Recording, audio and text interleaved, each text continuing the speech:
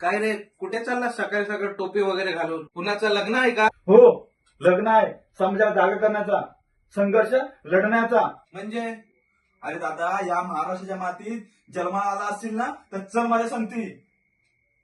अरे पण कुठे? कशासाठी? अरे दादा, आज मोर्चा आहे. मोर्चा कोणाच्या विरोधात नाही तर आपल्या हक्कासाठी आहे, आपल्या अधिकारासाठी आहे. या महापुरुषांनी आपल्या जगण्यासाठी करून ठेवलेली व्यवस्था आहे ती टिकवण्यासाठी. लक्षात ठेव दादा, रडायचं नाही, आता लढायचं. जय कुणबी.